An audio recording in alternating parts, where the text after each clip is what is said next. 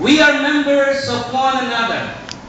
And if we start telling the truth, I'll tell you, ang paglago po ng ating pamilya, ang pag-angat ng ating kabuhayan, ang pagsulong po ng gawain dito po sa Balagtas ay hindi po imposible mangyari. You know why? Because caring requires telling the truth instead of telling a lie. Pangalawa, caring requires sharing instead of stealing. Verse 28. Let him who steal no longer, but rather let him labor, performing with his own hands what is good, in order that he may have something to share with him who has need. Gusto ko pong tingnan natin yung salitang steal. The word steal is from the Greek word klepto. Doon po natin kinuha ang salitang kleptomania. Sinasabi po ng verse 28, yung mga klepto, huwag nang maklepto. Sa halip, sila ay magtrabaho, gumawa sa pamamagitan ng kanilang kamay kung anong mabuti, upang sa gayon, mayroon siyang may bahagi doon sa mga nangangailangan. Ito po ulit ang tanong ko. Sa palagay ninyo, ano po ang madali? Magnakaw o magbigay? Uy, parang hati Ulitin natin. Which is easy? To steal or to share?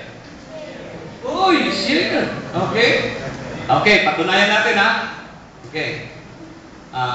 Doon po ba sa kanto ng inyong subdivision, meron na bang insidente ng mga nakawan, hagdapan, or whatever?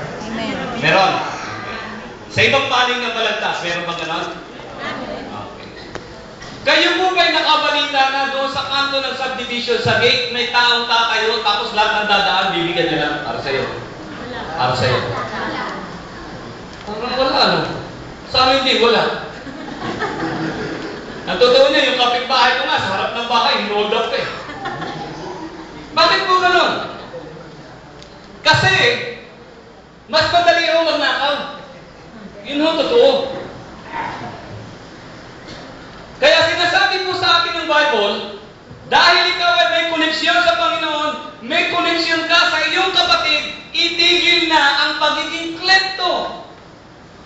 Pastor, di naman ako nagnanakaw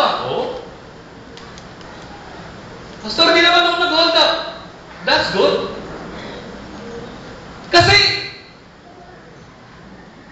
sa halip na ito ang ating gawin, dapat nagbibigay tayo. Ano po ibig kong makita? Kung makikilala man po ang iglesyang ito, ako po'y naniniwala, makikilala to bilang isang mapagbigay na iglesia. Parang ayaw nyo.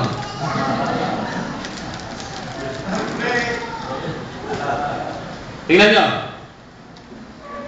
Minsan iniisip natin,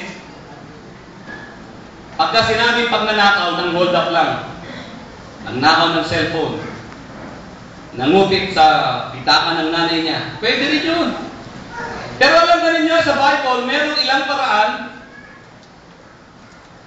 para ikaw ay maituring na isang klepto. Pastor, di naman ako pupunta sa mga department store para manguha. No. Gusto ko po tingnan natin sa Bible, at least 5 paraan kung paano ang isang tao ay pwedeng magnakaw kahit hindi siya mang-hold up sa kanto ng Maria Magdalena. Number 1, good. Pag hindi ka nagbayad ng utang, ikaw ay isang klepto. Tingnan mo nga yung katabi mo. Hindi yan klepto. Good payer yan. Good payer yan. Alam ba ninyo, bagamat ang umutang po ay hindi masama, pero meron po mga tao, pagka nangutang, wala na. Hindi na nagpapakita. May alam po akong simbahan, yung pastor nila, laging inuutangan. Nagsara ho yung church. Kasi nung wala nang may pangutang yung pastor, lumipat na yung mga miyembro sa kabilang simbahan na nagpapautang.